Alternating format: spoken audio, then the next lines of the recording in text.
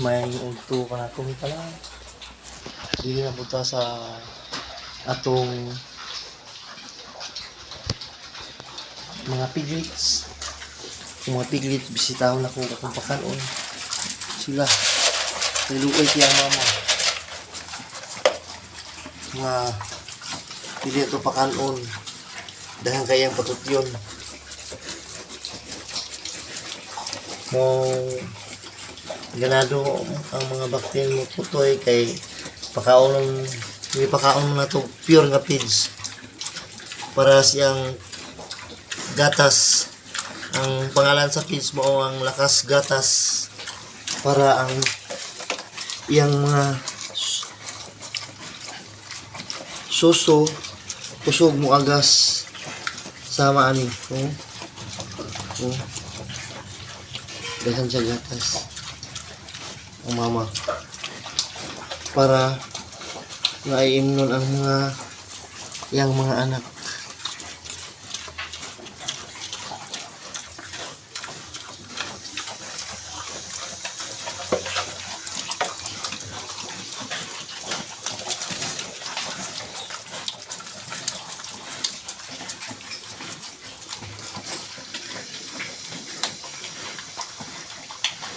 Mong pag-alaga nimo sa imong mga inahin na asang pagpasensya. Himas-himas mo palagi yung mga ulo niya para hindi maging mga ngagat sa'yo. Para mga ano rin kanya na ikaw pala yung nag-aruga sa kanya. Kaibigan mo yung si inahin na bago kong inahin. Ang pangalan niya ay si Ana.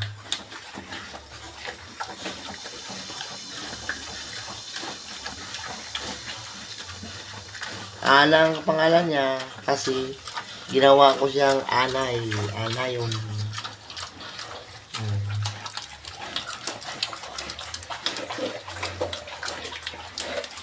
Ito pa yung iba. Tulog pa. Sila ay nagpapahinga.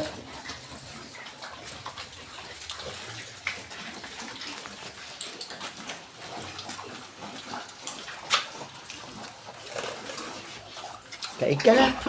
Kain ka. Oh, mabait itong inahin ko.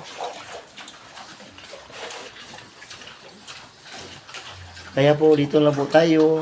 Papakainin ko muna si Ana. Bye-bye!